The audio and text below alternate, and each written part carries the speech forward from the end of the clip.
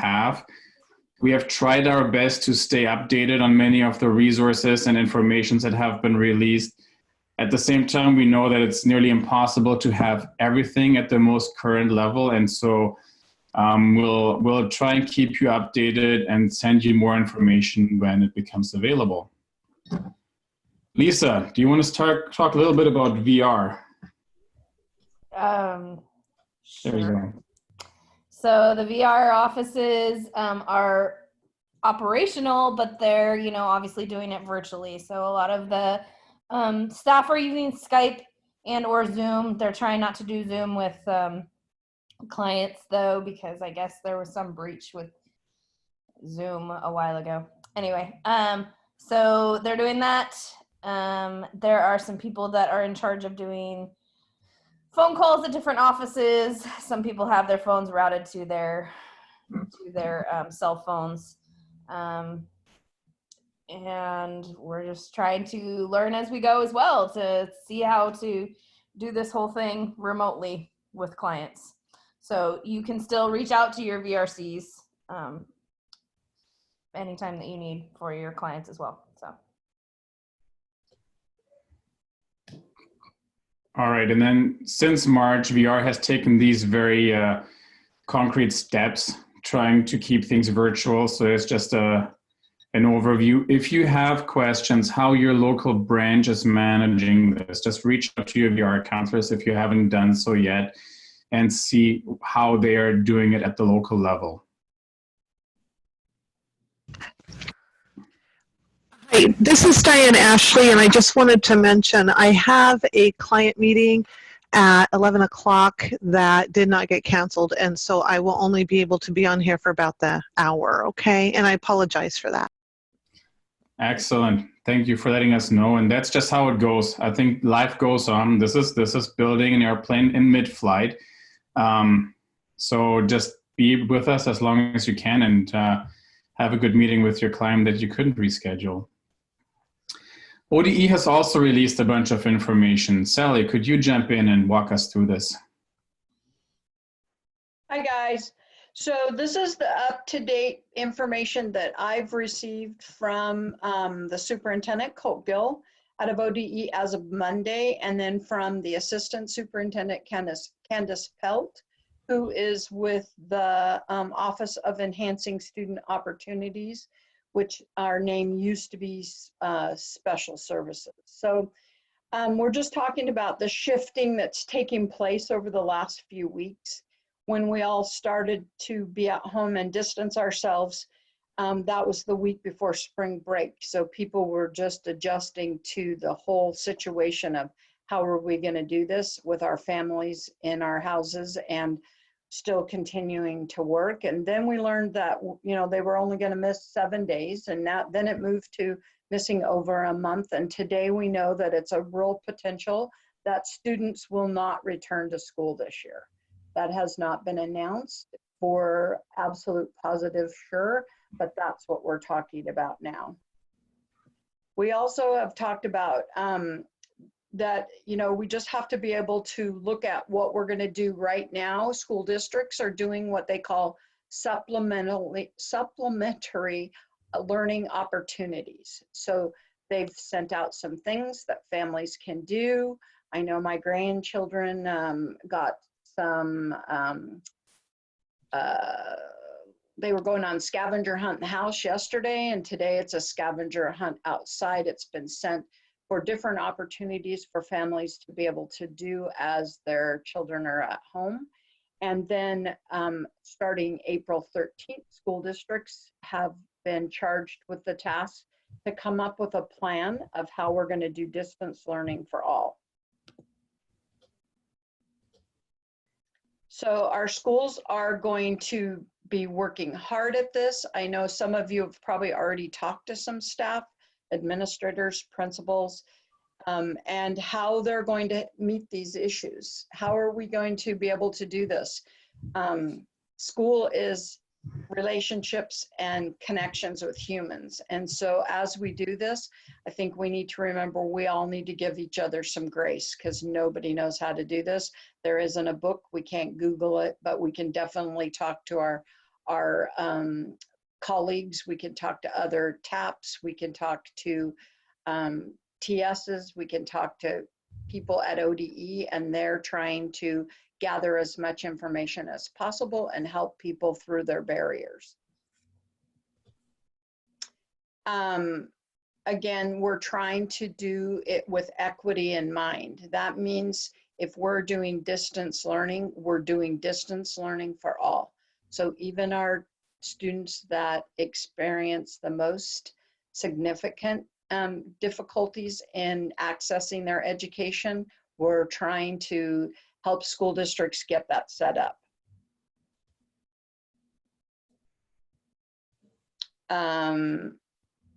Again, if we can do it for the students that have the most significant challenges, we can do it for anybody. So you may be asked about, how do I do universal design? That's something that we all need to be thinking about, because as teachers are trying to design their classroom, they're going to try to possibly have everyone involved in that. Then there may be case managers that are going to connect individually with each student. It's every school district is trying something a little different. And then talking about how we're going to work with bilingual students. I mean, we have talented and gifted students, and we also need to look at how we're going to work with the students that are do not have a house that they reside in and navigating poverty.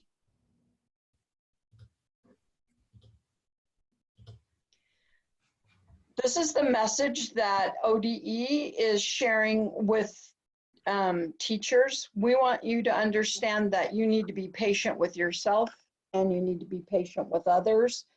This is a really challenging time. It's human work that we all rely on each other. Some of us are good at technology, some aren't. Some people know how to use Google Hangout, Google Docs, Google whatever, and some people don't. So prioritize the relationships. You've got to take care of yourself before you can take care of your students. We've all talked about it, something we've never done before, and it is going to take perseverance, and we're going to have to work together to make this plane fly.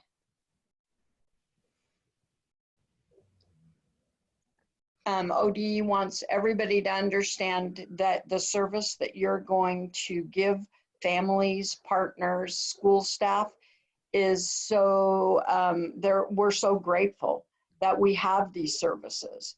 And we're really happy that we can all be there to help people and navigate some of the barriers they're running into.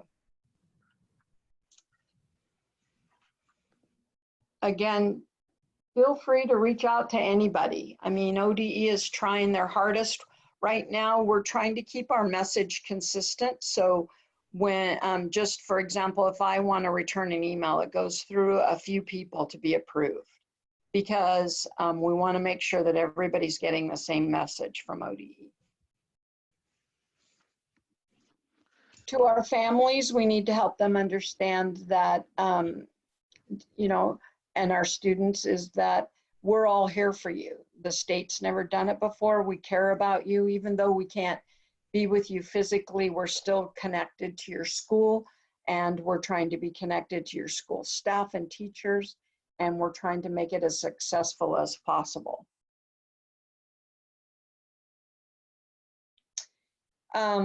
This is the website that ODE is putting. Everything that's public will come out on this site. So you can be checking it, and it's in different buckets. It's for families and students. There's information for school staff. There's information for the public. So you'll see the different things that are being posted. Thanks, Sally. Moving it a little bit more into the realm of our work. Yep. Excuse me, Garrett. Somebody is talking about some background noise. And if we could get everybody muted so that we're not hearing any background noise, that would be great. I'm trying to help monitor that mute situation the best I can. I think I have everybody muted now. except Great. for 5 co-hosts. Yeah. Thanks, Jesse. Yeah, we should mute ours too for a little bit. And then while we're on that, I still see a number of people popping up on my screen who haven't identified themselves, who have letters and numbers showing up on their screen. If you could just rename yourself, I think it's a right click, or if you hover over your window and click the 3 dots, and then you can rename yourself in there, that would help us to know who we're talking to. Any questions for Lisa or Sally at this point before we move into the local school districts?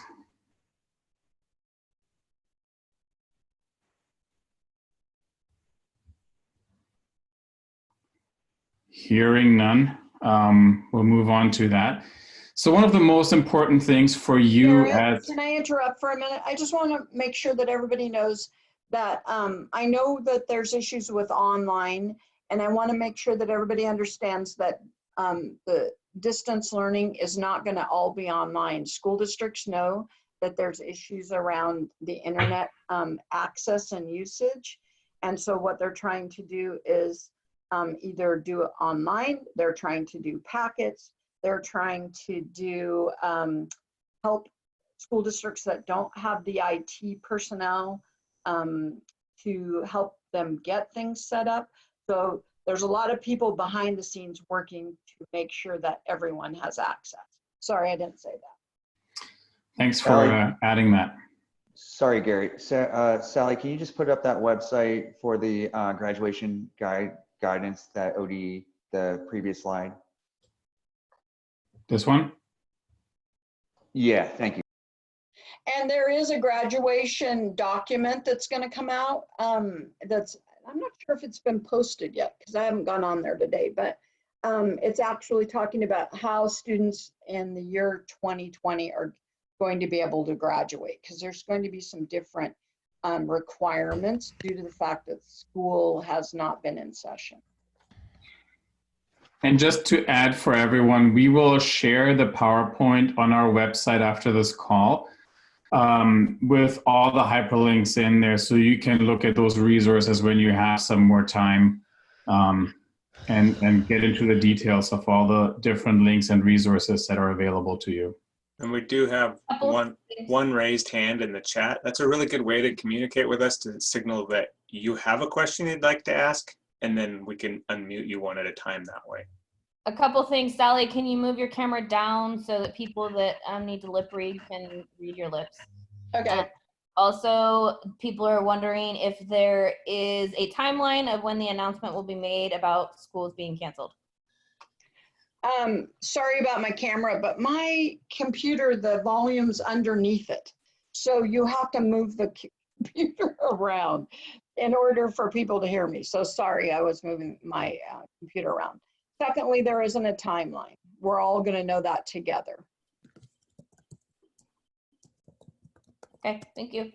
Do we want to go into the pre-ets, or should we hold that one to the end? We'll get into that. Okay, so Pam, So, you can wait. We'll get to your question a little later. yeah, we'll talk about pre-ets in a few minutes here. For all of you to know, and that's the most important thing to consider, is that you all work for your school district.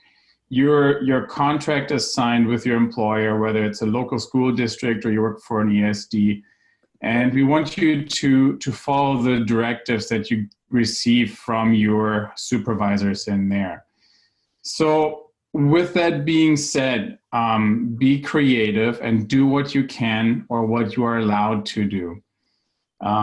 But also keep in mind that some of the things that you might want to do may have some legal implications. So if you're not sure, check in with your supervisor.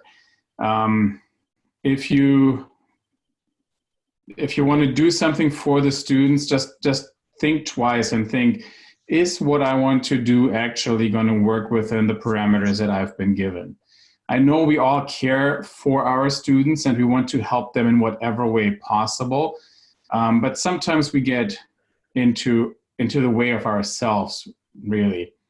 And then the other part there is, if you don't follow the directions you've been given and the limitations that have been placed on your work, there might be some implications on your employment status. Your supervisor might look at that and have some issues. So we want to make sure that even after all of this settles, you still have a job and can continue to help our students. And then, as sad as it is, there's always the financial liability part to think about for yourself as well as your school district. So keep that in mind.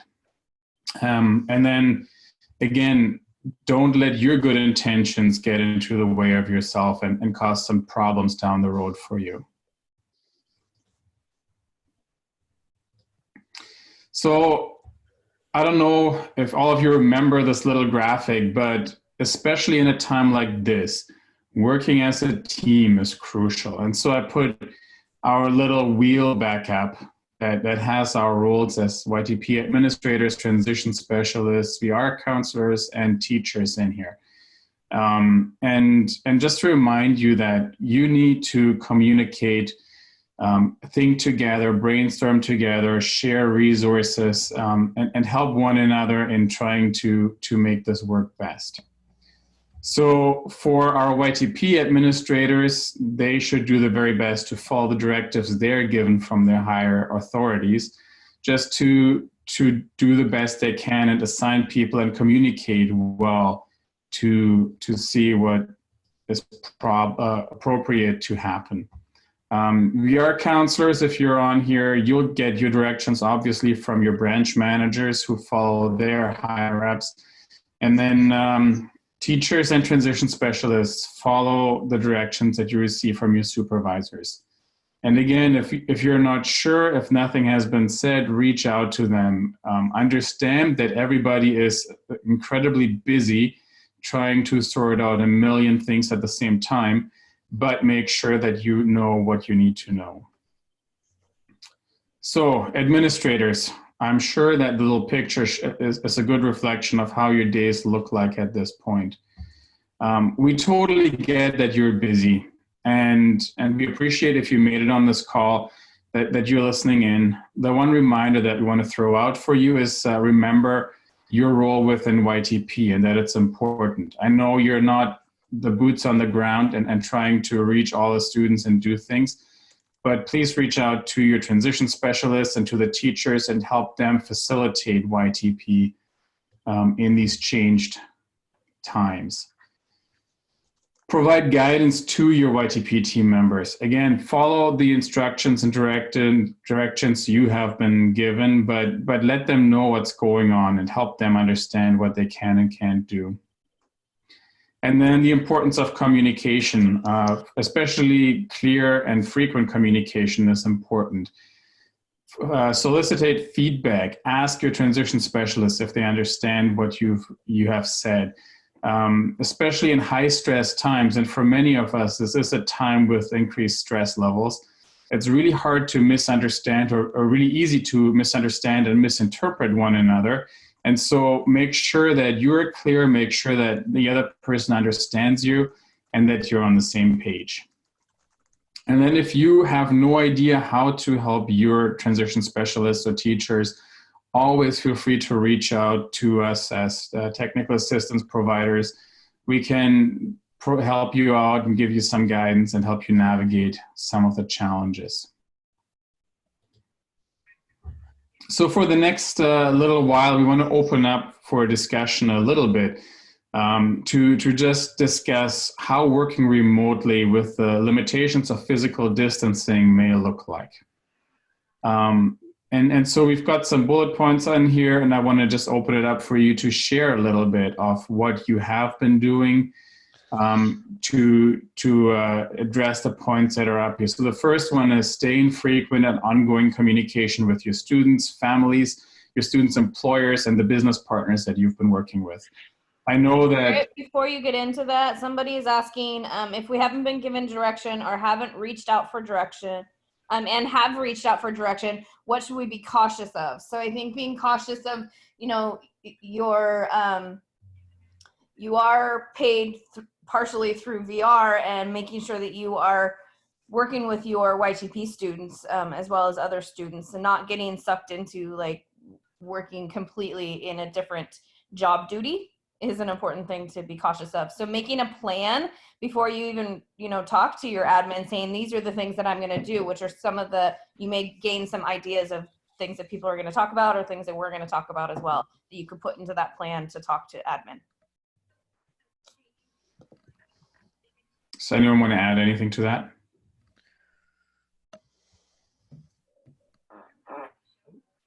I was just wondering, I put it in the chat, but I had spoken with Mary Jo about sharing my screen and sharing the transition curriculum that I have worked on, that if we could figure out where it could be housed or how YTP specialists maybe wanted to participate in it, it might be a way to remotely connect with our students and work through a curriculum that would end up with a professional portfolio for students at the end. Melody, thanks. We'll, if we have time later, and it's something we can put on the YTP website and send out, or we can do it as a whole other community of practice. Okay. So we'll see how this goes today, if we have time, and if not, we can work it out that way. So on that, one of the thoughts that we have had as a YTP management team is to potentially do a weekly community of practice call that might address some very specific and practical issues. We're still in discussion around how to facilitate and schedule that, so stay tuned. We'll let you know, and that might be a better format to fit that in. In many ways, I think today's conversation is going to be a little bit more on the higher level topics. If it does fit in here somewhere later, maybe we'll have an opportunity, depending on what time allows to. But for now, I think we want to try and cover what we have come up with, and there's a lot of resources at the end that we want to share with you. So, Okay, perfect. Thank you, though. On this point, one of the great things that I've heard, even before I started reaching out to some of my transition specialists after school closure started being announced, was that everybody just tried to check in with their student. Especially the emotional pressure is one that is real for not only students, but for us as well. But just checking in how students are doing is a great way to have that first conversation and see where they're at. So I just want to open it up and hear from you. What have you been doing to stay in communication with your students, but also their families, your students' employers, and the business partners that you work with? And if people can identify who they are before they talk, that is helpful, because we have so many people on this call. Michelle Pruden here. I have a spreadsheet until the database is back up and operational. So I just made a COVID-19 sheet to that spreadsheet so that I could track like all the communications that I have with students and parents. And then also I made sure to identify any needs they had. And then I'm gonna maybe even sort those into like VR needs versus school supported needs. So I can share that out with case managers and my VR counselor. Just a more efficient way of tracking data, because my kids' needs have kind of skyrocketed in both pockets. Thanks. This is Deb Titus, and what I'm doing is I'm in the process of putting together a Google Classroom, and that way I can stay in contact daily with all of the kids. I haven't figured out the employers yet. I'll just probably be calling them, but I thought the Google Classroom would work well. Okay. This is Sherry Townsend from Springfield High School. And we got an email that says, please do not communicate with students and families at this time. So would that be like email and like I was going to send out some cards too, or is that just like communicate period? No? Huh. My recommendation would be to check in with your administrator or supervisor to get some clarification on what that means. I know that. Can you say that again? I didn't hear who that was. This is Sharon Townsend from Springfield High School. And yesterday we got a thing from our principal and it says, please do not communicate with students and families at this time. Okay. So my thought is right now, this week, everybody's organizing their plan.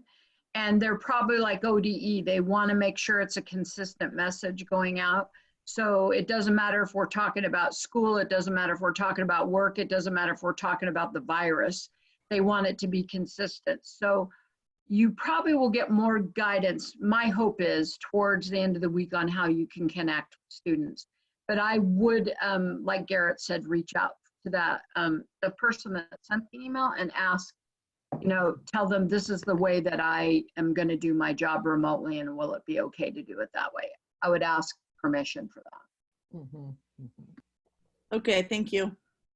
And you can always come up with a proposal for your supervisor to say, hey, these are the things that I think would be really helpful for my students to move ahead and not just be in limbo for too long. Is it okay if I do these things? Another thing that I came across, it's Michelle Pruden again, just really quick. When I was talking with families, the kids that aren't working or have lost their jobs, I kind of planted a little seed, really wanting to respect. Some of the families are eager to have their kids go to work because they want them out of the house, they're driving them crazy.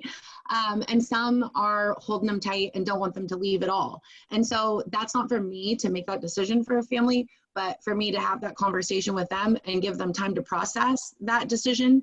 And then I just noted that in the spreadsheet too, so that I could share that with the VR counselor. Typically not wanting to work is a problem for us, but currently I felt like I needed to respect their scared. Yeah. And again, we want to do our best to support our students in staying healthy. And so if they don't want to work, if they're too scared to go out, that's fine. It's something to respect. On the other hand, if they can, and if they still have a job and they want to continue that, let's do our best to support them in that. And we have some chats. Can everybody see the chats? Just read them out. There's people on the phone. Let's read them. The one is saying, I'm hoping we can find a virtual format that allows everybody to attend meetings. VR is saying they can't use Zoom. Some service coordinators are saying they can't use Skype, etc. People are recommending Google Hangouts. It's really going to be privacy policies from your district that are going to drive some of that, or privacy policies from the state. And you're going to have to work with everybody and just be as patient as possible there. There's no one-size-fits-all technology for us, unfortunately. The next. Sorry, I don't know how to raise my hand. This is Joyce. Joyce Douglas from Springfield, go ahead. Yeah, how do I raise my hand? On the chat feature with participants, there's a more button, and it lets you raise your hand. Got it, see it, okay. I just had a quick question. So like if Sherry gets guidance that she's not supposed to communicate with her students, does that affect YTP students who aren't in the school district anymore? Like somebody who's graduated, would that be a line? Yeah. That's a great question. At that point, they're an adult VR client and I would be okay recommending stay in contact, support them as you were through YTP. But that can be a gray area that you may have to discuss with your administrators. Okay, thank you. Guys, whatever you're doing, I think you should be discussing it with administrators and school staff. Remember, you have that team of people that you work with, and I just make sure that I'm running it by somebody. Even if they are 18 and they're an adult now, we have to honor parents, because parents are going to become the kind of the foundation of whatever's happening in their home right now. And they're going to be making decisions and doing things differently. And they're going to be reading things that are coming out from school districts, and they're going to be interpreting that on how they're going to do it as a family. And this is, not an academic issue. This is a health crisis. And so everybody's going through a huge emotional strain as a family. And I think we have to remember that our school districts are coming up with a plan this week. So we've got to be a little bit patient with those people. If you've been in contact with them already and somebody's contacted you and a student, that's fine. But if you're going to reach out now all of a sudden when your district has said not to, I think you need to run all of that by someone within your district. I think it falls under the category, when in doubt, ask and clarify. Don't assume and just jump the gun on these things. Anyone else?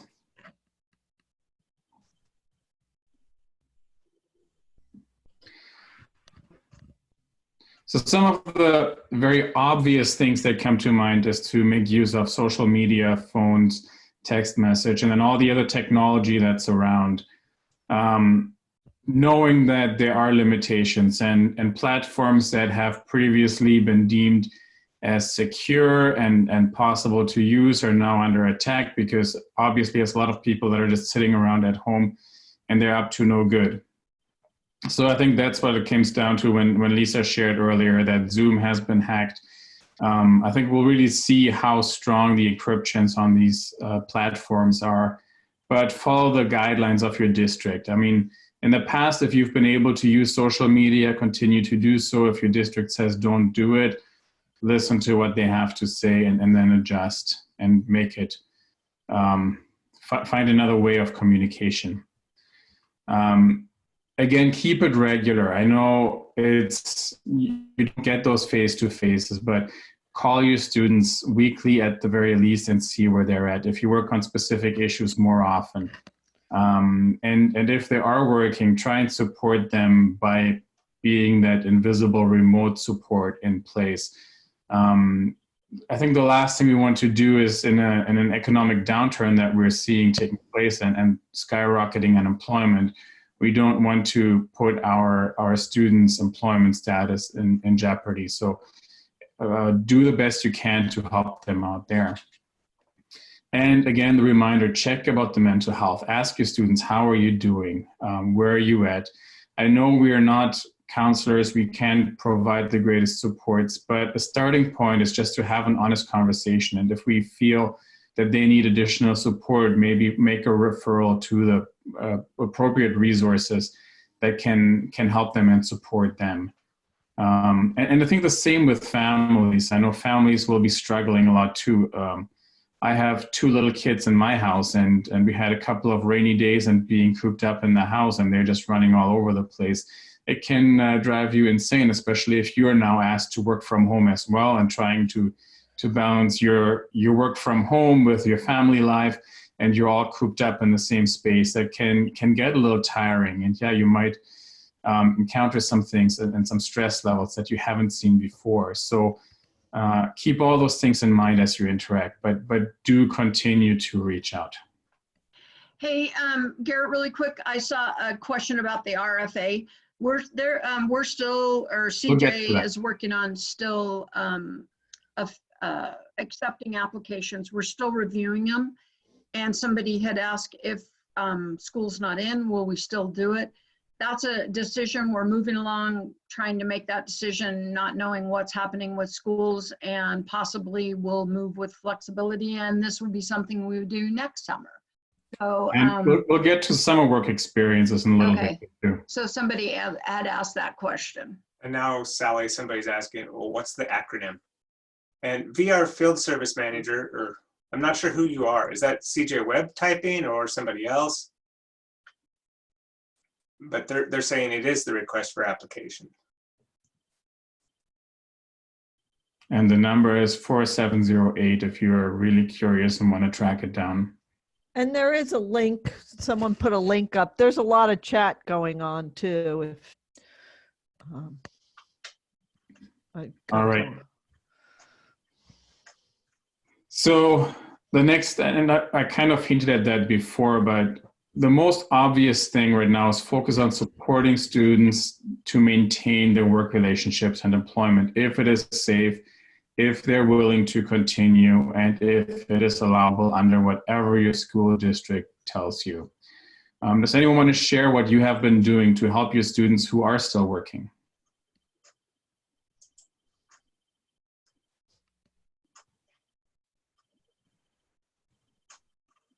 Does anyone have some students that are still working? Yeah, so what, it's Michelle Pruden again, sorry, I'm annoying with the talking, but I've just been trying to really make sure that my students have all their needs met, and that I still am respecting the social distancing requirements for my district. So what's been really cool is my district office has been a great liaison for items like that come in the mail because it's not being delivered normally. And so I just had to make sure to reach out to the offices and buildings that are still operational within the district to make sure that my kids knew where to go, who to call, and how to get in the building to pick up birth certificates or things that you know, maybe I couldn't get to them at that time. Thanks. I think there's a lot of, in the chat, there's a lot of people talking about different things they're doing and everything, and having a place where it can all be stored. I think the perfect place would be to put it on the YTP website. So if you have things, you share it with us. We can get it on the YTP website so everyone can share those resources. We can just title it COVID-19 and have all those different things in there. Our district's also requiring us to call all of a certain number of students. We have a list. And one of the questions on the spreadsheet is, you know, about their technology access and Wi-Fi and such, but it's also about, you know, do they have any concerns, which I thought was an interesting conversation for all teachers to have with students and families at this time, and to be able to document that. And then the counseling office has access to that so they can help reach out for mental health supports. I don't know if your districts are doing that, but it's a really cool thing to get to talk to all the kids and families. This is Patty from Crook County. So I can honestly say Crook County is kind of ahead of the game because we actually started online schooling yesterday. We, as a district, handed out computers and iPads to all students who needed them. We had I think 7 buses or 8 buses that already had Wi-Fi on it, and Facebook came in and gave us a $30,000 grant. So now all 29 buses have Wi-Fi, so we can park them throughout the community so kids can have Wi-Fi access, still maintaining social distancing. And they are also sending out paper copies as needed. Our art teacher did art kits for the kids so that they could do that as well.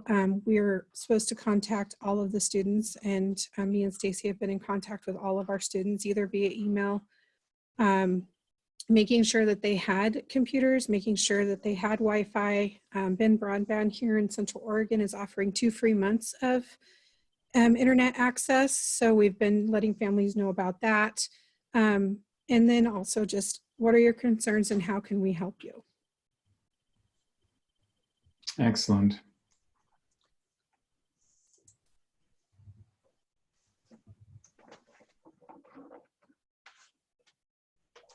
Hi, can you guys hear me? Yep. Yeah, who are you? This is Amanda from Estacada. Hi, Amanda. So, hi everybody. So I have been working with my school district. We've been up and running with virtual school for a couple weeks already. And what I'm going to be doing with my YTP students and students that I had set up in internships is I've coupled with Ant Farm, and they were able to still get my students paid a stipend.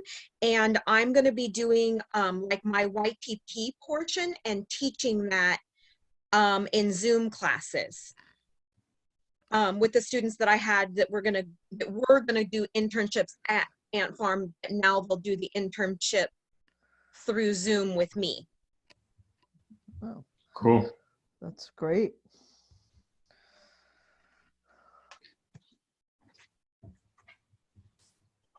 I think creativity is going to be the one word that we're going to use a lot today. We'll have to find new ways of doing things that we're so used to doing, and figuring out effectiveness in that as well. And I want to be honest with you, some of these things will take some adjustments. Some of the expectations that we may have might not come across to the students or might not be received by the students the way we would hope them to be. So in your creativity, come with a lot of flexibility and patience, and learn things. One of the stories I heard this past week was that someone working with a student who usually would be able to sit down for an hour and work with them fairly straightforward and focused, tried to do the same virtually. And it lasted 2 minutes of successful work before it crashed.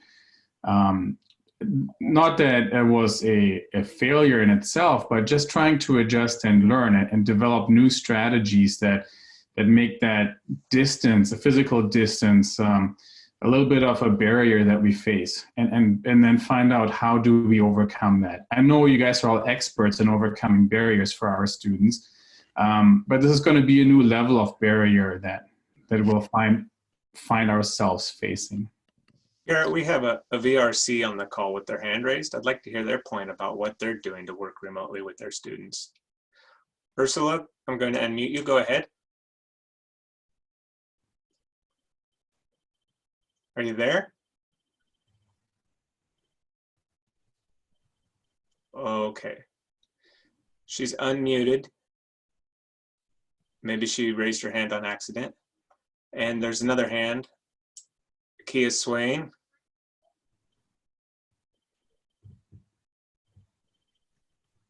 Everybody's trying out these fancy new features on Zoom. All right. Well, let's go ahead. Wait, Go ahead. Who's there? This is Kia Swain. Can you hear me? Yes. Okay.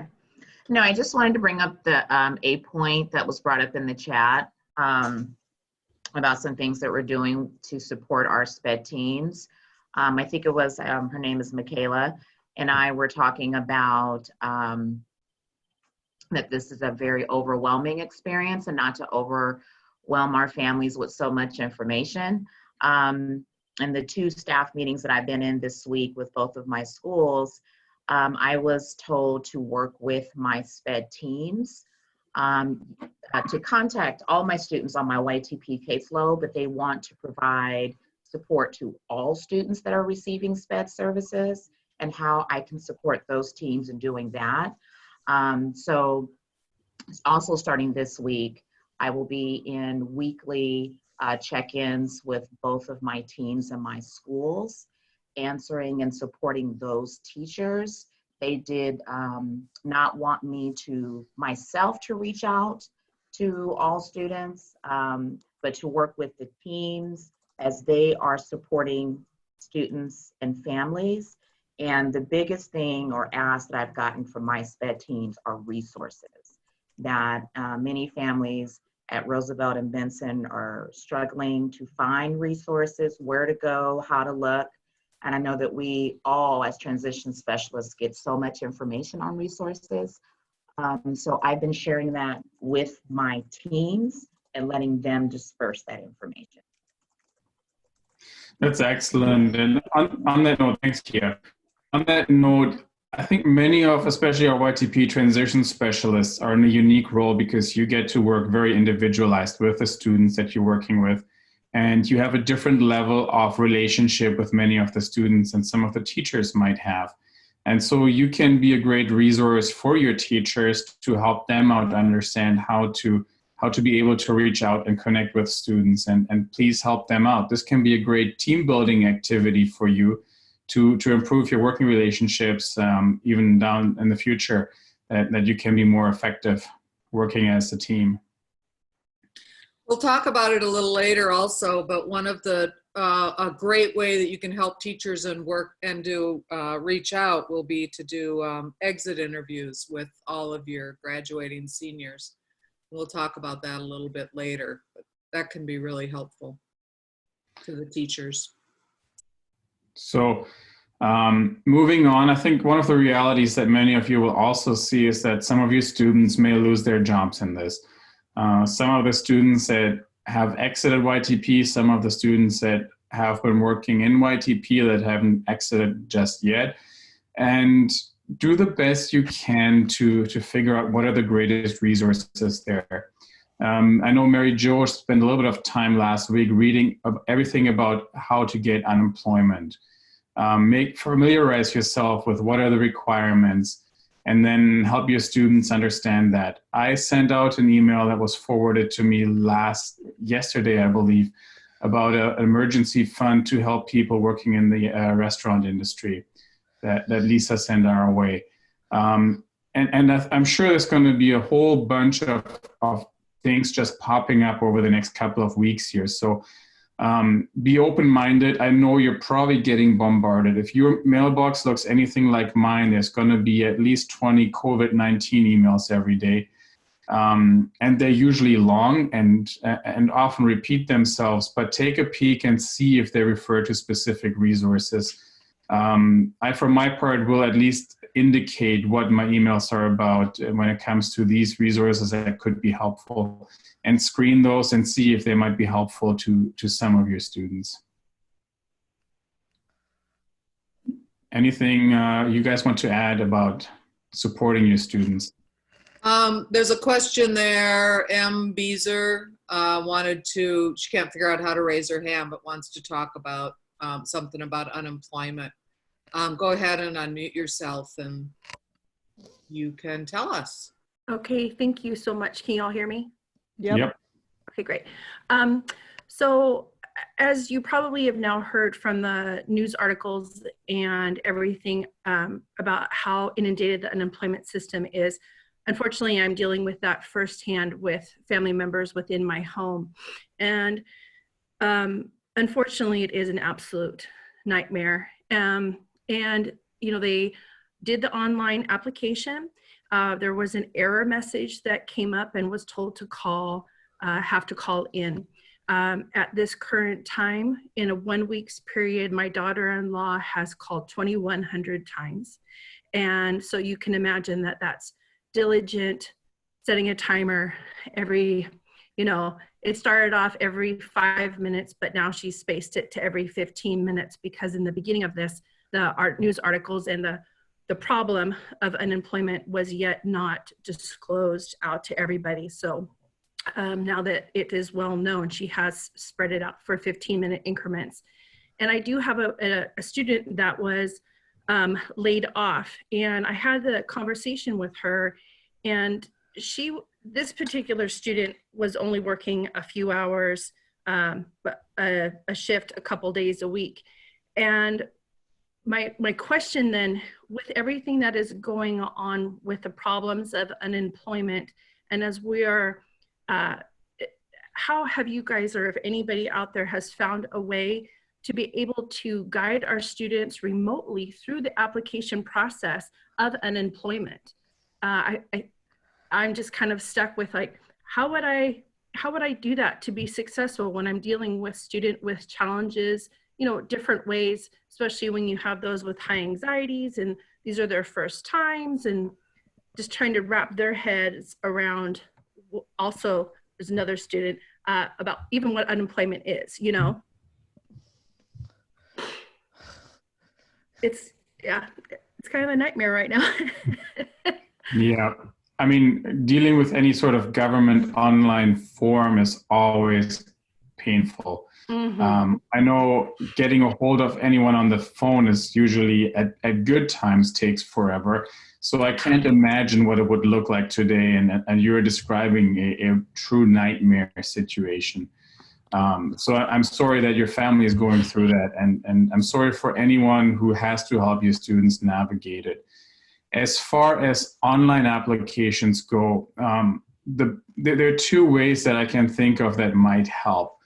If you use a conferencing or distance conferencing software where you can do screen share, that's one way to either show a student or let a student share their screen with you so you can see what they're doing and help them navigate this field by field as they enter it.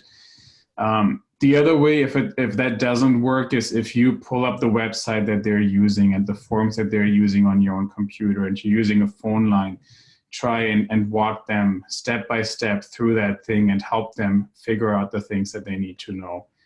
And I know that eligibility criteria are changing for these things as we speak too, and that the government is trying to help out and make funds available for people now that previously would not be eligible for these things. And if you know anything about government work, it's usually a slow process to work, and then to become efficient is another layer of complexity. So again, be patient and diligent in what you're doing, and try and figure out these ways to communicate. Does anyone else have any ideas to add? I did hear one little tip about calling into unemployment line, and this was from an iPhone user. There was an app out there that they could get download, and then it was allowing them to have their auto dialer on their phone, which continued to ring into the system, or alert them and call them back once the number in line was available. It was kind of interesting, but instead of spending 2,100 calls or whatever your number was, Melanie, that might be a solution if you try to Google that one. Another thing to keep in mind, if you look at the WorkSource page for unemployment, people have to have worked quite a while. They have to have worked so many quarters. And if you have students who haven't worked at least a year in a job, they will, unless they change something with all of this on the quarters, you have to have paid in to unemployment so many quarters in order to be eligible for unemployment. So unless that does change, if you have students who have worked less than a year, they probably won't qualify. But we'll have to keep our ears open and see, you know, if the government makes those changes. Hey, this is Carly. I was just wanted to add to that I was talking with someone in a community meeting yesterday that works at WorkSource, one of the directors there. His recommendation was go ahead and apply, file anyways, because things are changing so fast and so crazy that even if you might not have met that minimum quarter time, do it. He even said if you are an independent contractor, if you work for yourself, have your file. I don't know. That was his recommendation. Yeah, I think that's what everyone's saying, just because we'll see. They say there's going to find a way to get gig workers paid through unemployment. So if that's the case, then I think I would apply. It's also good practice for our students in the future to know how to do that. So it's a great learning experience, I think, as well. Mm-hmm. Thank you for that info. I do think it's a great learning experience. It's definitely, and it will help with the first steps of definite understanding with the government and how sometimes these processes work with the patients that are needed, and that they're going to definitely needing to be doing their part aside from just the time that they are with us, and how we can help set that up for them, what that type of picture would look like for them as well. Fortunately, I have students that are employed in all different areas, some that have been employed, for a couple years, and some more recent. So it will definitely be interesting to see what the government does come up with to help with the assistance. Thank you, everybody. Thank you. And on that note, you might have students that will reach out to you that have completely completed their YTP experience. So you've completed the follow-up, and they might come back to you and say, I don't know what to do, and I cannot get through to anyone because it takes 2,500 calls at the least to reach someone, and I don't have the time or the perseverance to get through that. So again, support those students to the best of your abilities and direct them to the appropriate resources there as well. Switching gears a little bit, there's a group of students that we haven't talked about yet. And those are the students that might have left your high school environment but are in post-secondary education that might need some help. So I want to open it up, and just knowing that all colleges, community colleges, universities have basically switched to online learning, which drastically changes the learning environment, as you can see in that pretty little picture on the side there.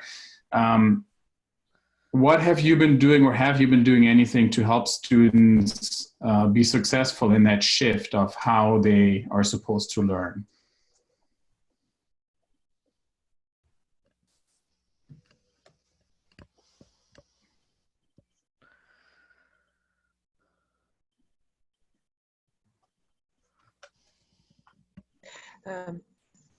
Hello, it's Alexis from Gladstone. Can you guys hear Alexa. me? Yep. I have a student that's going to George Fox, and one of the things he struggled with was organization. And what I've noticed with any online class is there's a lot of bits of information floating around everywhere. And then when all your classes are online, then it can be a real nightmare, especially when people don't have the right information, don't have all the information, and they're kind of piecemealing it together.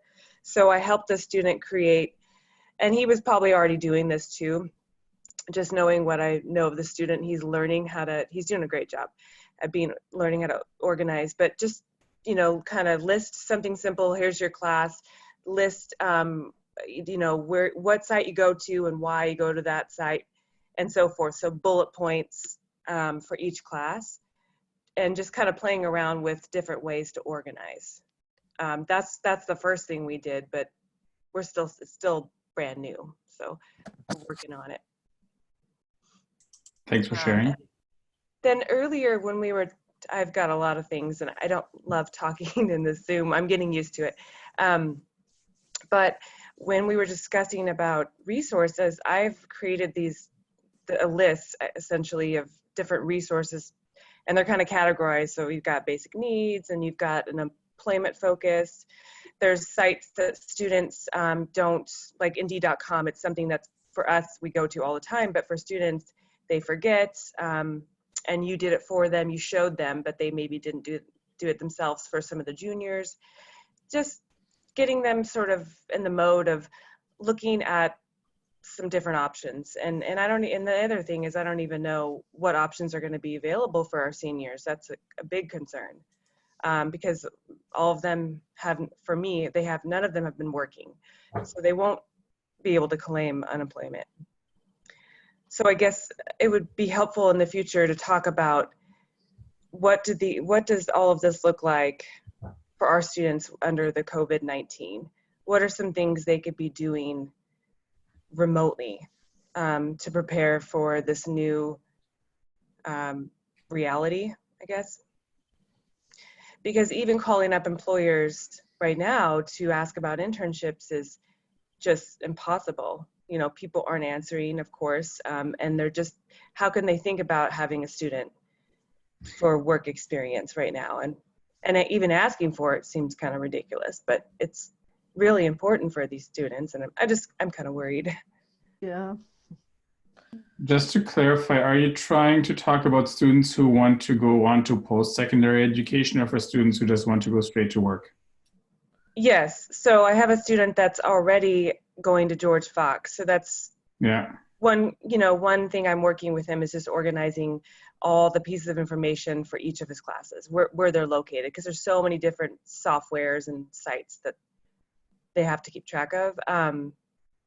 And that's hard for a lot of our students, right? So I don't usually recommend online coursework for a lot of my students. Some, but most it doesn't seem to help.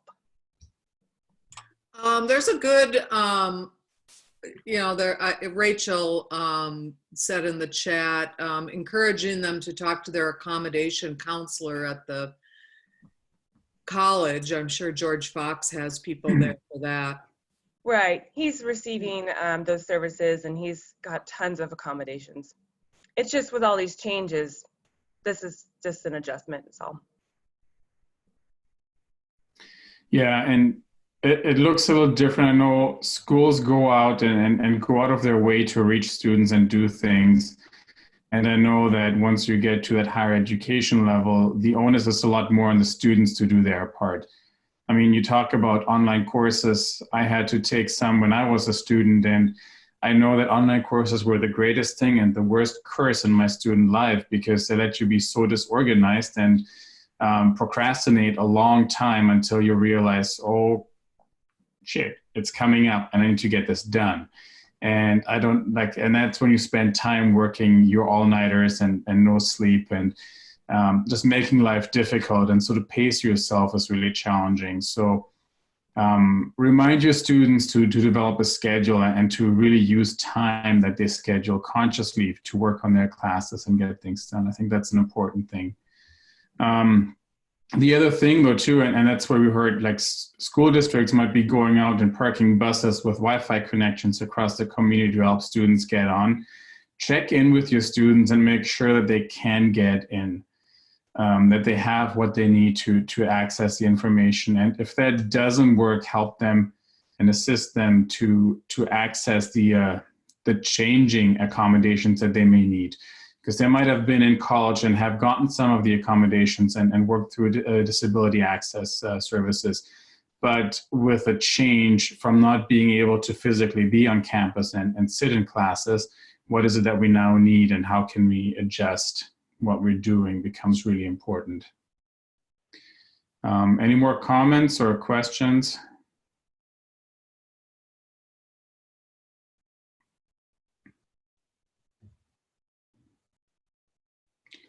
So let's switch gears again and look a little bit of what you could do for yourselves.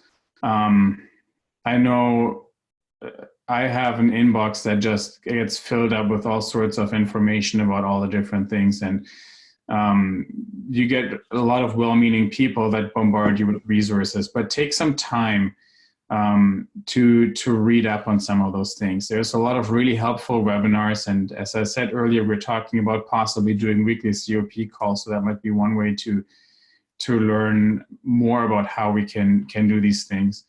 And we'll continue to share a lot of resources and things with you, not just today, but on an ongoing basis. But what are some things that you know that you might want to use this time for yourselves to learn and to improve what you're doing? Michelle Pruden here again. And we have been doing a lot of industry tours with administrators and with our internship partners, which is interesting because we've been doing it as part of STEM Eco, and it's something we do in YTP all the time on a much smaller scale. You know, asking employers what they're looking for in employees has been the big topic. So it's really cool to see that the rest of the school is kind of jumping on this, this work that we already do.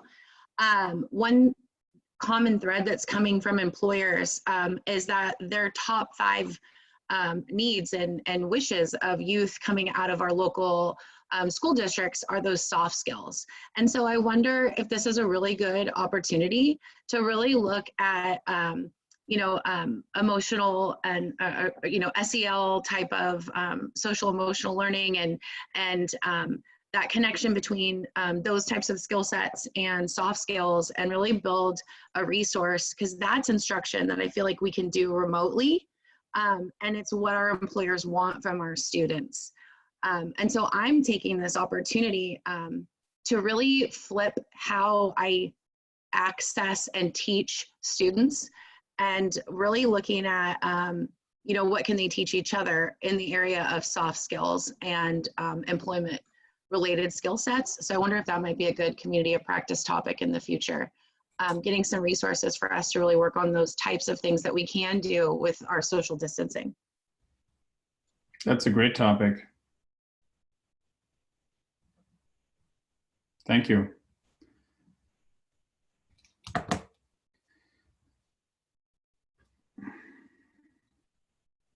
So I know that I've received a couple of emails of people that said, I've tried to reach out to my students. I haven't received any directions from my school district yet. I'm kind of thinking, but I'm also kind of sitting here twiddling my thumbs trying to figure out what to do. If you're waiting and don't know what to do and think you've done all you can, try and work a little bit on getting better at what you're doing. There are a lot of great resources available to do that beyond just the whole COVID-19 chaos, but try and learn more about successful job development, trying to understand what community mapping might be or how it could look like, how it could benefit you. pick up a book about how to reach out to parents. Like there's a lot of really good things that we can all benefit from on an ongoing basis.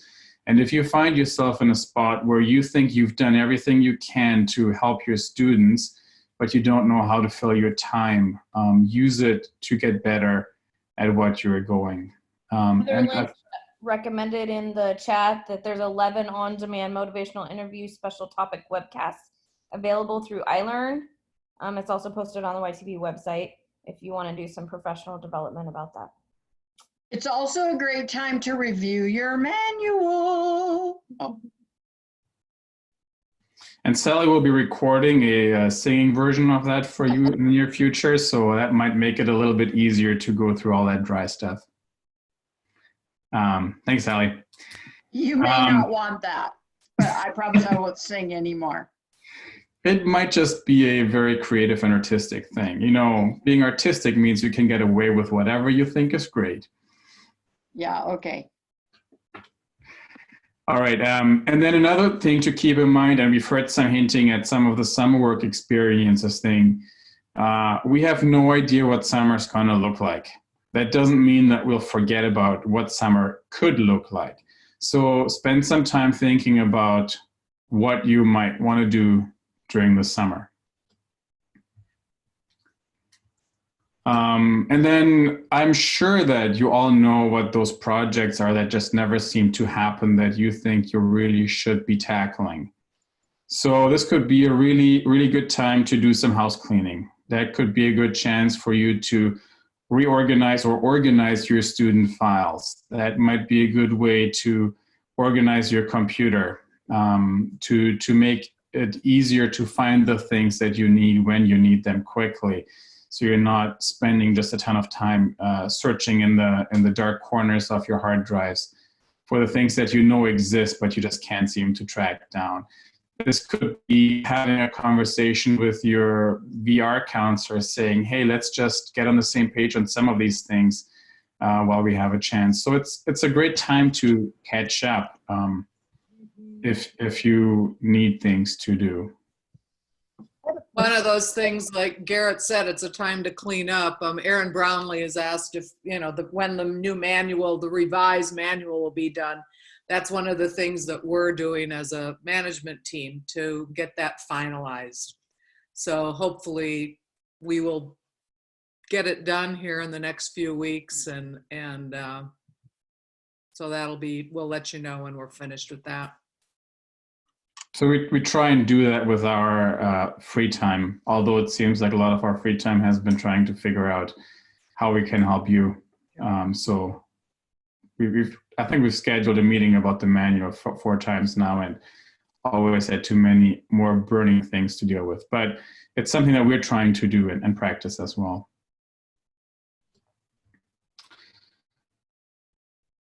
This starts with a big if. If your students have access to technology, continue to provide pre-eds, transition assessments, do virtual coaching. There are many things. What have you been able to do to help your students on the pre-ed side, or have you been able to start some of these things so far? Michelle, are you still raising your hand?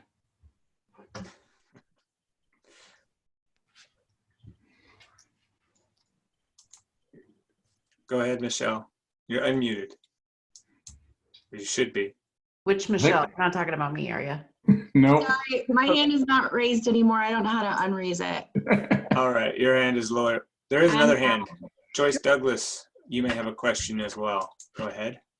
Okay. Hello. The RFA, I got an email saying there's a web chat thing about that. I don't know if everyone else got it, but it's going to be May 13th, I think. Yeah, April 13th. This is CJ. That's for the people that have the contract. Sweet. Okay. Yep. Yep. So if you want the contract, even if the application's in and you've been accepted, that webinar will be open to them. Thanks for clarifying that. While we are waiting for some of the comments on how to continue pre-eds, I hope you all know that tomorrow is the deadline to get all your pre-eds data entered into the database. if for whatever reason you may not have access to your passwords, there's a password reset function that you can use to gain access from your home computers if that's what you're using.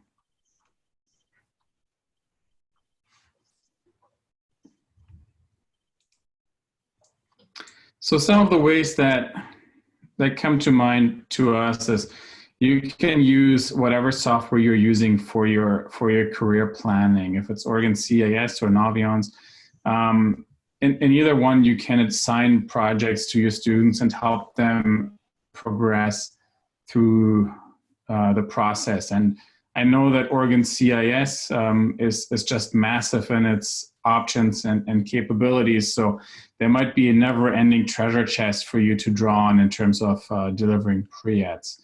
Another one that's recommended is Casey Life Skills. Teach your students about the labor market. I know that right now there's not a lot of very reliable information because usually big changes in the economy are not forecasted very accurately and it takes some while to adjust, but help them to understand some of the things and make an assignment, let them do their own labor market research if they're trying to learn more about a career path. And then another great one, teach your students how to cook with whatever they have in their homes.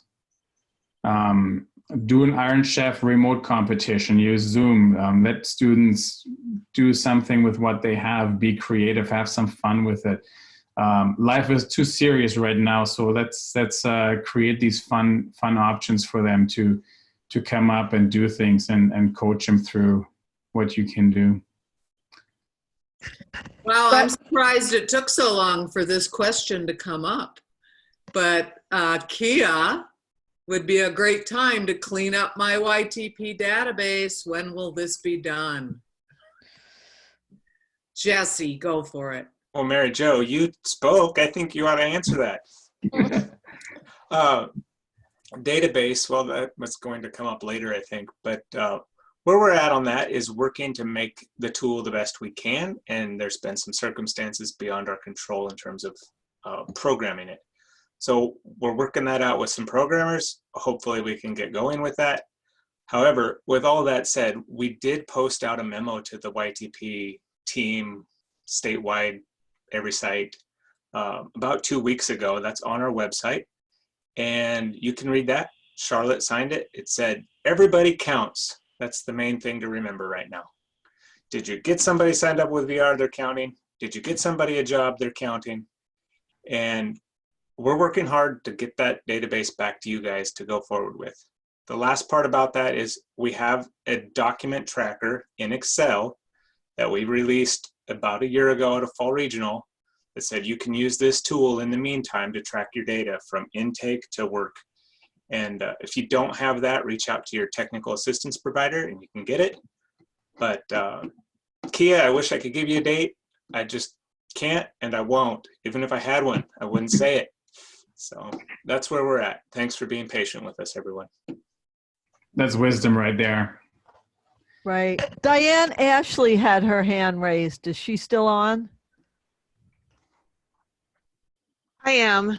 I pulled it down because you guys went a different direction, but I attached on there, someone sent me yesterday a list of assessments and activities. It was a 2-page list that you can do with students, or whether they're IDD or non-IDD, if they're still secondary education with them, they are pre-activities.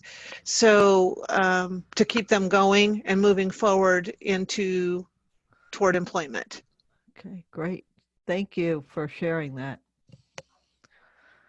I also added a link of a printable workbook for students who don't have internet that I was working on with a student before school was shut down, who's transitioning out of school, and we're working on person-centered planning. Our goal is to do it digitally eventually, so it ports with her wherever she decides to move. But it's a great printed hard copy material that if your school is getting textbooks and workbooks and binders out to students, you might be able to get that out to some of your kids too. Great.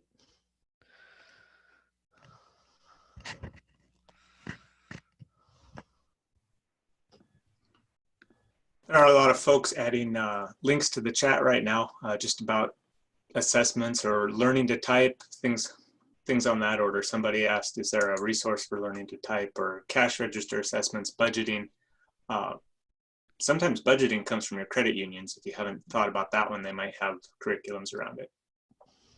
Also, through Oregon CIS, if you go into their Learning Express, they have all different kinds of sequence tutorials on slide, PowerPoint, Excel. Believe it or not, Excel was one of the huge job-specific tasks that kept coming up from employers locally. They wanted students to be able to use not only Google Suite, but Microsoft Office and all its bells and whistles. And Excel was something that I was surprised to hear so significantly, because it's not something that we're really utilizing a lot in public education.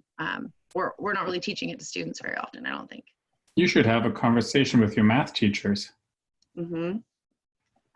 Learning the Excel and things, there's the GLE learning that I think is listed later in the slide. It's coming up later. Yep. So here's another group of students that we don't want to forget. And those are the students that may not be enrolled in school anymore, but that you're still working with. Don't forget about those students either. It might be a little harder to track them down and connect with them, but they might need resources just as much as any of your other students. And in terms of connectivity, there are a few things that we have heard that are out there.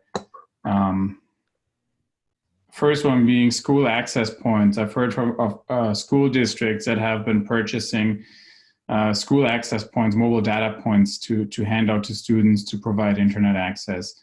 I've also heard that some of those may be on back order and might take a little while to connect them, but if you are working with those students, make sure you can connect with them. Another option is to, if your student is enrolled in VR and isn't planned, to provide them with a VR track phone. That also has some of the basic functions that will help you to connect and connect to the internet.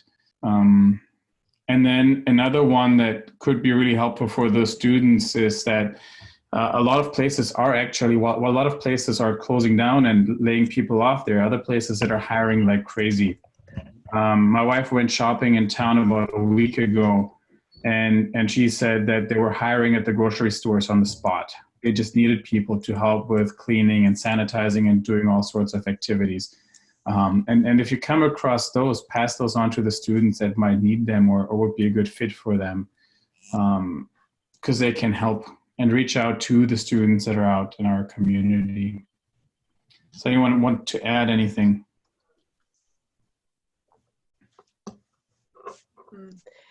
OHSU and other hospitals are hiring, but it does put people more at risk. But they're definitely hiring.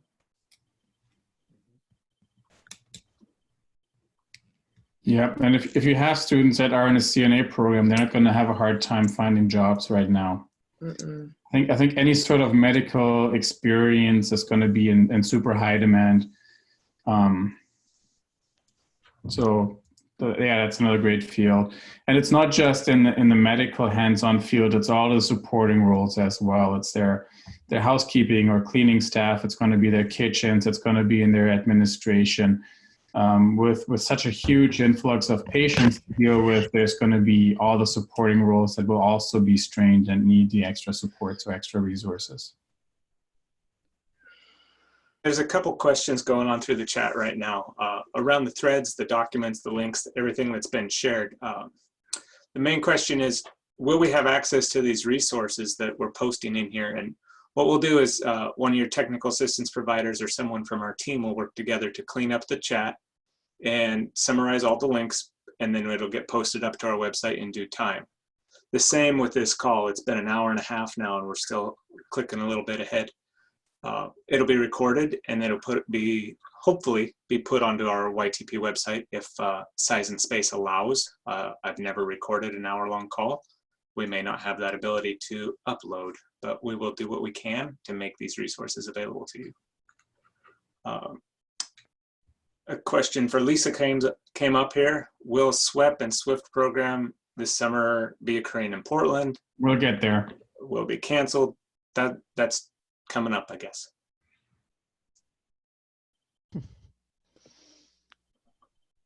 Diane Johnson raised her hand. Yeah, I have a question, if I may. It's about the summer job skills training program that we do. Can you hear me? Yeah. Oh, okay. And what I do is I've worked with a entity in Sandy, Oregon called Ant Farm. And what I'm wondering is it takes a tremendous amount of time to get the paperwork ready for the students to fill out their application for the internship. There's a welcome packet. There's the DHS required services release of information for the pre-ed, and a variety of other forms that we fill out for each student to, before they even start this internship. So my question is, I'm going on the hope that by June, the students will be allowed to hopefully continue this, and that is if the RFA continues. But I noticed the school district before has given me permission to get the signature basically via the phone for approval for something from a parent. So I'm wondering if I could fill out all this information ahead, because there's no way I'll be able to do this by the end of school if the kids aren't back. And if during my conversations with the students on the phone, at one point, if I talk to the parent and get a verbal signature over the phone, would you accept that on the pre-ed request form as well as the other forms?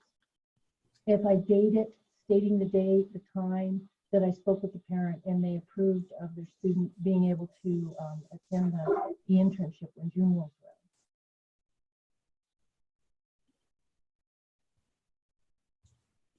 Does that make sense? I couldn't hear everything she said. You're basically asking, can we get permission over the phone instead of a physical signature? Is that correct, Diane? Yeah. Yeah. So I think that might be a Lisa or a Sally, or maybe we need to research and get back to you. It's a good question. Thank you for asking that.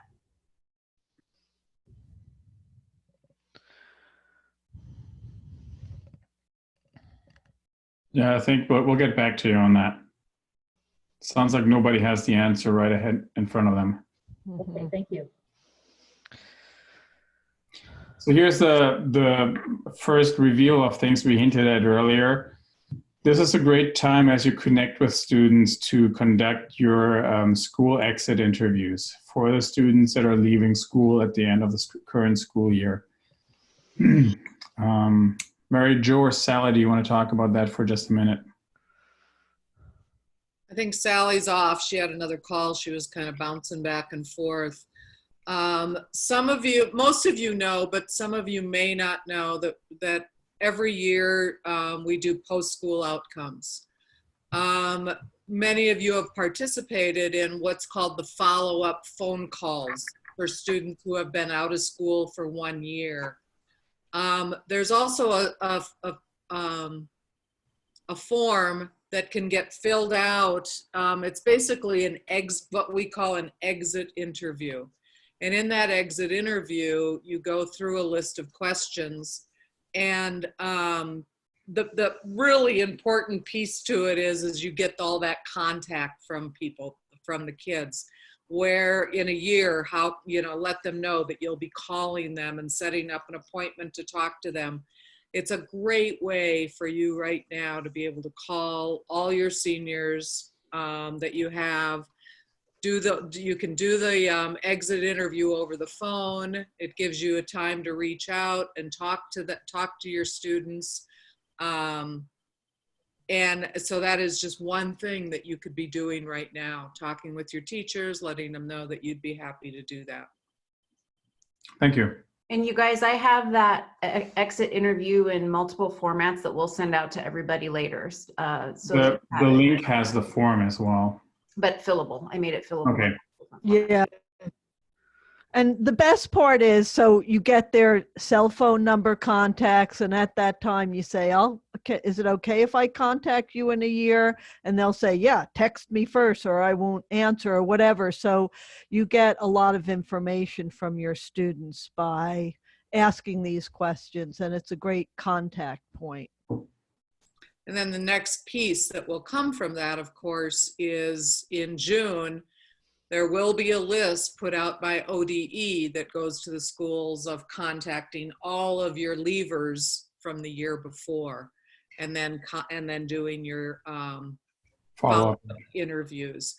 So that will be coming, and we will definitely get that information to you.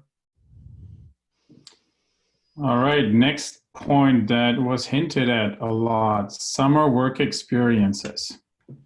The ones that we highlighted, SWIFT, RFA 4708, Camp Lead, and then there are many local initiatives that we've done. Some heard about, some run through your school districts or through local community partners. The simple answer at this point is it's quite a ways out to make final determinations. So from what we've heard is that most programs are monitoring the situation and are likely going to let you know when decisions are being made. So stay tuned on that. With that being said, if you're thinking about applying for an RFA and developing your own program, go ahead and work on that and apply for that. I'm certain that CJ and VR will be understanding if the situation doesn't allow for that to adjust. But if you plan at this point to run a summer program, just go ahead and apply. For your Camp Lead students, help them apply if they haven't done so yet. If you have students that are interested in that, as it stands, they're going to run their program as planned. Lisa, did you want to talk about SWIFT for a second? Sure. So yes, SWIFT, I'm planning as if it's going to happen. There will be a couple changes, and I'll send out an email to the TSs, the families, all of that, to explain. We're looking at moving it a week later, just for a couple reasons. One, a couple of the employers are not coming back until July 1st, and so that would account for that for the students to be able to work in the locations. And then it also just gives us a little bit of extra time to make sure that this COVID stuff is gone, hopefully. And then the other change is I'm going to send out an email about doing Zoom meetings for the orientation rather than having it in person, and then having a little time in the morning of the day that students move in for the actual physical orientation stuff that I need to have happen. So stay tuned, more to come, and I will send out emails about that. Excellent. If you're not aware of it, here's just a quick overview over the Camp Lead schedule for 2020. So find a spot for your students to look at that as well. To close out here for the next 10 minutes or so, we're gonna basically race through a whole bunch of resources and highlight the things that we feel specifically emotionally attached to as TAPs. Garrett, one more thing about summer stuff. Yep. People are asking if the RFA grant will allow to pay students, and CJ is saying, says yes, that it does. You just have to write that into it. Mm-hmm. And she is also continuing as if, things are going to happen for you guys. So please turn in your RFA. Yeah, and that's actually happened. The 1 year there was just not enough time to, get the students and things, and we just held on to the contract and extended it for the next summer. So, get the applications in, because we can always negotiate and figure out what needs to happen. So kind of do your ideal program, and yeah, I'd love to read it. And then before you go on to other stuff, please make sure that you're doing your pre-ETS data by tomorrow. And if you can't get it done or having troubles, please contact me or CJ or your TAP. Excellent. All right, so some of the things, the first one, the webinar on transition focused activities online and at home, was an excellent resource. to look at, and they have probably even more links than we have in this presentation to additional resources to look at. So feel free to take a peek at that. We've come up with some specific resources for transition specialists, especially when it comes to employment and career exploration that are not the typical one. I'm going to jump on Lisa's here. The GFC Learn Free site is amazing. It's a whole bunch of free tutorials to learn all sorts of skills, navigating software, doing the whole Microsoft Office thing, doing some basic web-based programming. It's a treasure trove, especially if you have students who are interested in these areas and can work self-directed.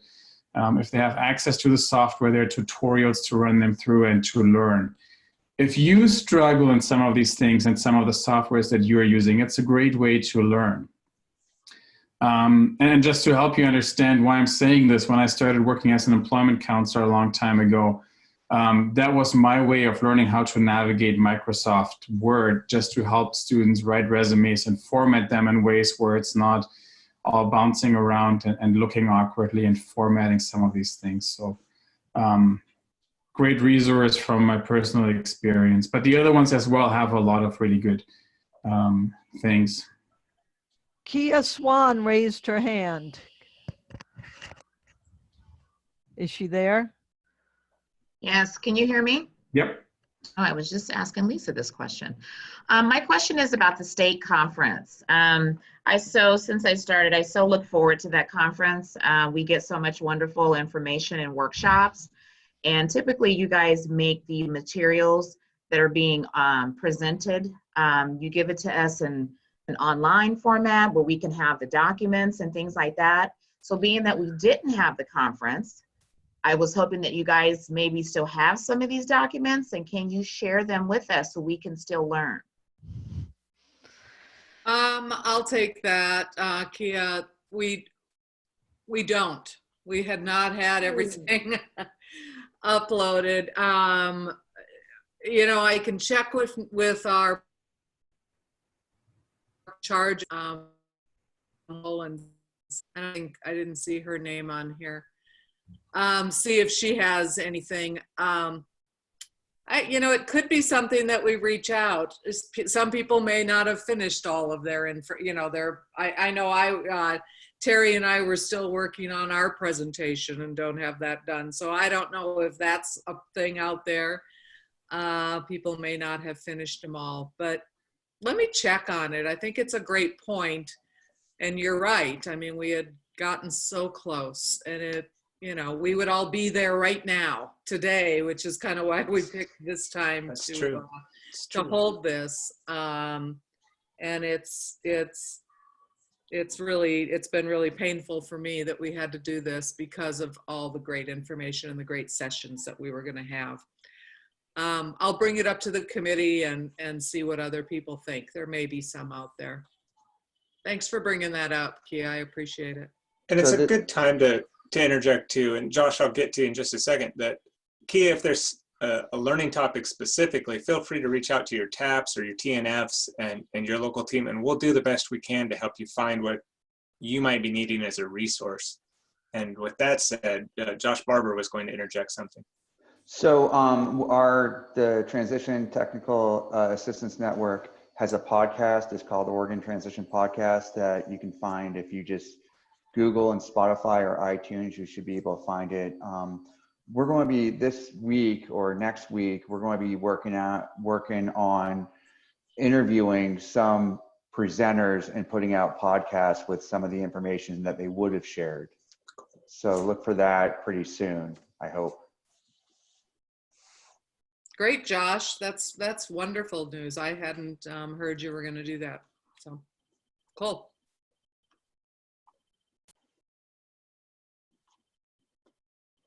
All right, Garrett, next slide.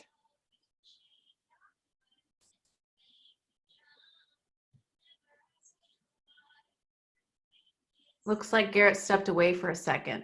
Okay. Hey, you guys, just to make sure everybody realizes we're just sharing ideas and resources today. asking you to look a little deeper in them, then we want lots of feedback from you about what to go in depth around. Do you need help learning how to use Google Classroom, how to use Google Hangouts? Do you want to dive deep into any one of these linked resources? We can do that together in the future. So this is kind of like overview, and then everybody do a little research and get back to us on what you want to go in depth on together, just so you guys know that. Yes, I need help with all what you just said. This is Chloe Brown. Wonderful. Thank you. Also, I don't know if other people, like he mentioned GCF has like all of the web and all that stuff, but it also has things for like job search, money skills, workplace skills, how to do basic, email techniques, those kind of things. So it has a lot of other stuff, not just how to learn Microsoft Word and it's all free. It's all free. And he's back. All right, here's some other resources to think about. The one I want to just point to real quick, and others can jump in as they would like to after, is the free assessment, transition assessment and curricula document at the very end. If you look at that, it's a treasure chest. It'll take you probably hours, if not weeks, to be able to look through and explore all of them, but there's just a ton of resources that are free to access. The other thing to also think about is that a lot of the resources that are usually for a fee are temporarily made available for free as well. Some of them for a couple of months, some of them for a month. Some may extend some of those free accesses. But if you find resources that are helpful, take a look and see if there's a way to obtain them for free for the time being. And Garrett, again, do you have a timeline when this will be this PowerPoint will be put on the YTP website? Some people are getting curious about that. After we're done, I will send an email to our web person, and hopefully that'll be up there as soon as possible. Could we also email it? That's another question, just to our own. Yes, however, the size might be limiting us for some inboxes, so you may not be able to receive it depending on what your ISP provider or host allows.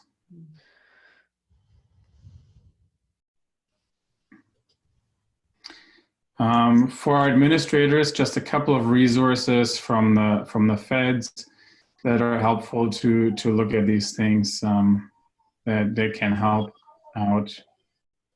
But another really important category that we thought we didn't want to leave out is resources for families.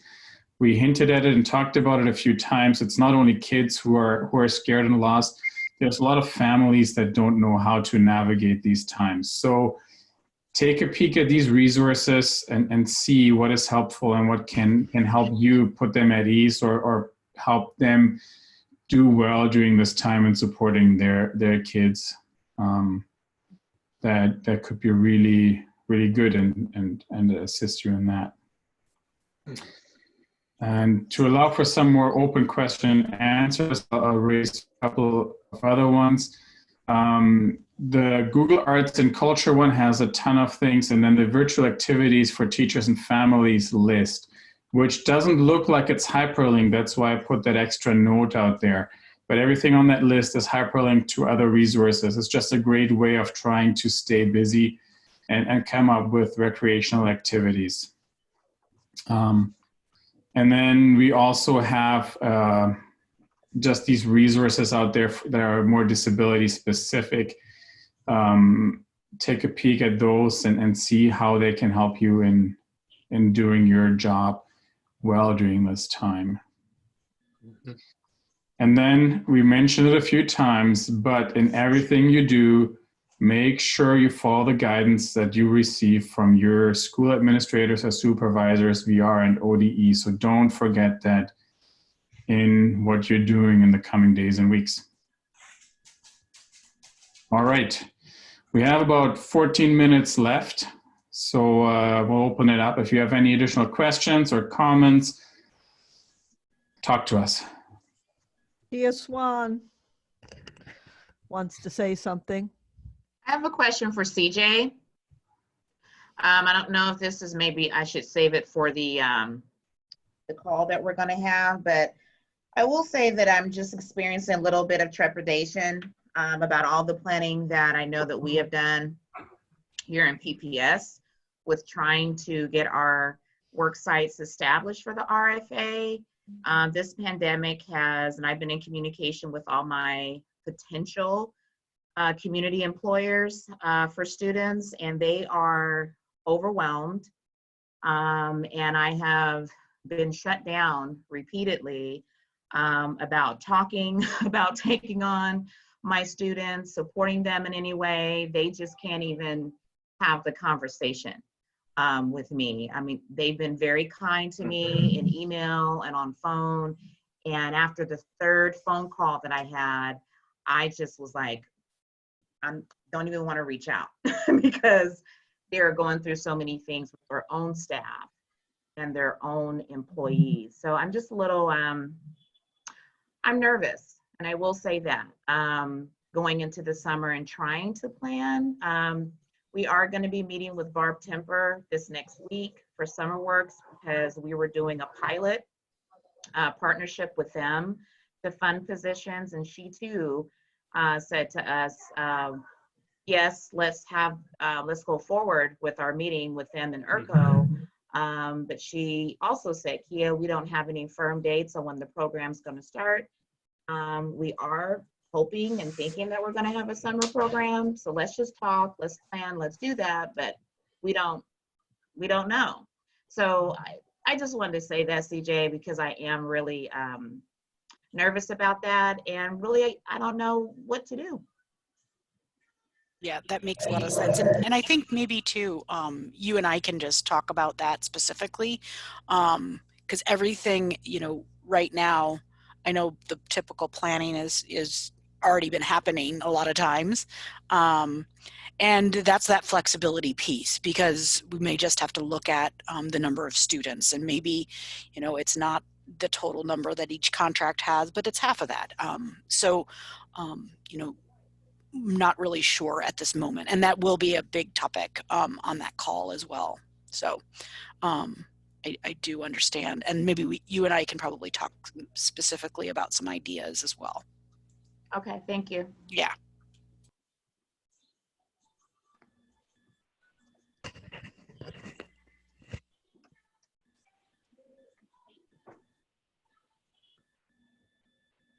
Other questions, comments, anything that you feel we have? There's a question about when is that call, CJ, that you were talking about? It is May 13th. And yeah, I saw that from Tony. If you want to just send me an email, I can forward you the information, because I don't think you're on the main email list. But yeah, I'll forward that to you. Hi, this is Beth from Vernonia. Hey, Beth. I was just going to comment about those exit interviews we had talked about doing, and it kind of goes back to the question about, can we get verbal permission, because we're supposed to have a signed parent form to do those interviews. I think if you called the family, if you have the number and you call the family, you get verbal permission for anyone who's under 18. Okay, if that works, that would be great. That's a question we're going to run. We're definitely going to make sure after the fact to just run by Sally and the admins, because sometimes there are legal implications on these things. So that's when we're going to double check for you guys and get an answer back out to everybody. Thank you. Yep.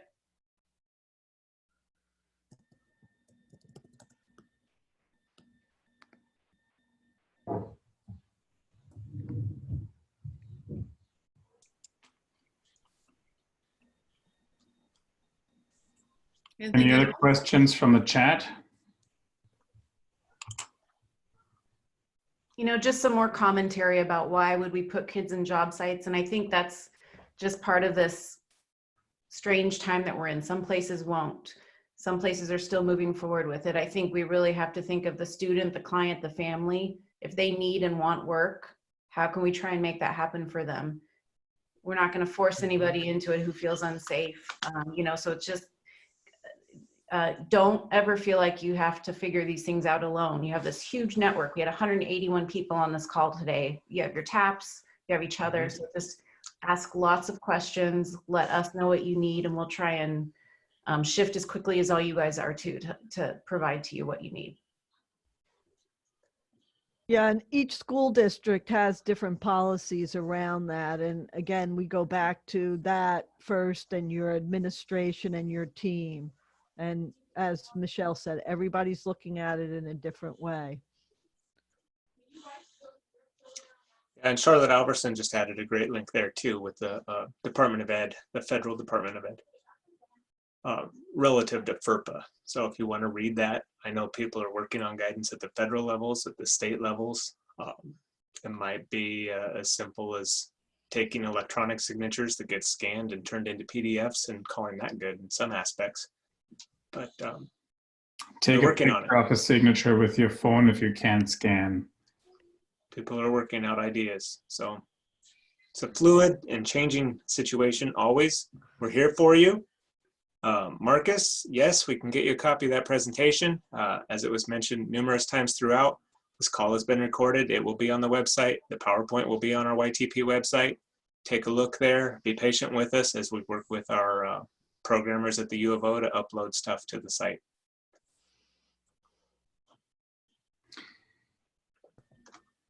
All right. Well, thanks for your time.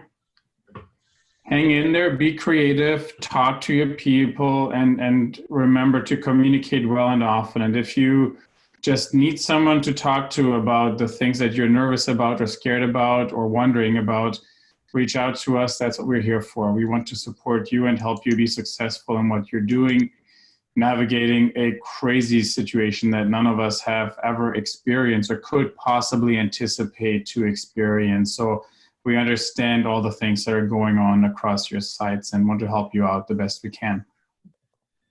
And there's somebody else who's raised their hand. Mega Cox, I don't know. Megan. Megan. Yes, I have a question. Right now, both my husband and myself and our 3 kids were obviously all stuck at home. How is it best to kind of ensure families that, their privacy as we have our screens up? I mean, I know I can hole up in my room, but I can have kids knocking on the door, and just the privacy, is there anybody have any suggestions as to what we can give families to let them know that obviously, yes, we're at home, but we're not broadcasting our meetings in front of our family? I don't know, because my kids obviously go into the same school district. I just want to reinsure parents and families. Yeah.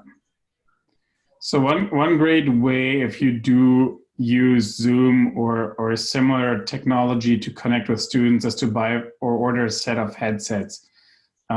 Jesse, when he talks, has one of those on his head, so you can see what they might look like, but they provide a lot of that privacy. And they can cut down on background noise too. I've got kids out here playing on an iPad, and hopefully you don't hear them. Yeah. Hey guys, this is Charlotte. I think that's an excellent question, and I really appreciate you bringing it up. I think it's a good time to have those conversations with our own family members and just remind folks that, yep, I'm working for the next 15, 20 minutes talking, and I need a few minutes of privacy. I also think you say what you just said to the families to reassure them that, I'm taking steps to make sure that I guard your confidentiality and your privacy. And if you're using Zoom, Zoom has the flexibility of putting a password on there so that you can assure that other people aren't able to crack into Zoom and eavesdrop on a conversation that way.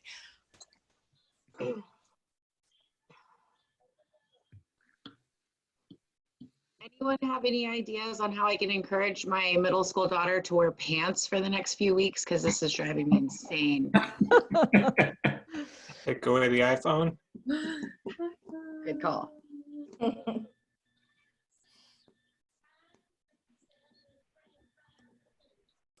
luck. Say on that, no ma'am. Oh, another chat thing. Summer Academy, will it be taking place? No ma'am. You're lucky that I'm wearing a shirt right now. Thank God, Erin. I wanted to really quick touch on the video aspect. Our district has actually asked us not to be doing any kind of communication via Zoom or Google Classroom, or not Google Classroom, but Google Meets, like the Hangouts, because there's no guarantee what's happening in the background here or there. I know it's weird. We're all going back to like phone and car travel only. And I mean, it's just kind of funny to think about, but it's kind of just that simpler is better. The phone can hopefully still work for most of us. And I don't know what's going on with cell phones and personal cell phones in districts. Hopefully in your YTP contracts, you've got some, you know, some coverage for that written in, but everybody's, follow the directions of your district. And if you don't know how to do that, give us a call and we'll try and help you figure out how. We're not asking anybody to not listen to what their district is saying. And for those who don't have a clear direction on that, weigh the benefits. It makes a huge difference if you can look at each other face to face than just using a phone or staring at a black screen. In communication, and for some of our kids, that might be necessary to communicate effectively. So be mindful of that as well. And there's a question is, will Summer Academy happen this summer? And the answer is, again, we'll see. And we're going on as if it is right now. And then it may look different or change, but we will keep you updated.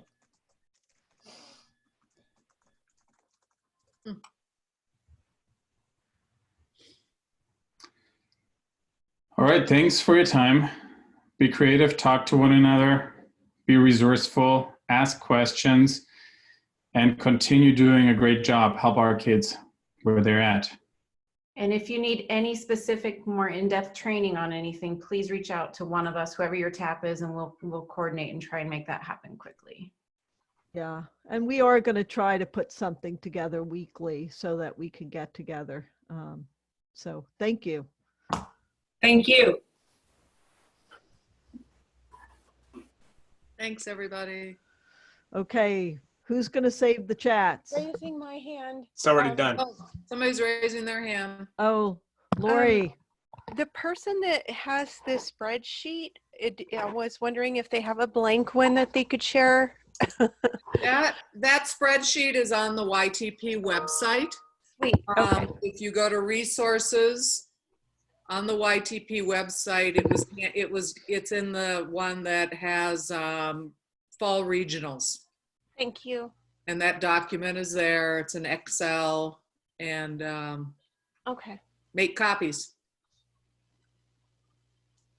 I meant the spreadsheet about contacting students and the COVID one. Oh. That was Michelle Pruden. Are you talking about the exit interviews? No. Michelle Pruden had something up there. Okay. Yeah. School calls to students about what's going on. Right, so she's starting to have a step-by-step practical approach to documenting her efforts right now, which I thought was pretty smart. And I was just wondering if she had a blank copy that she could share. Michelle, are you still on the call? I believe she left.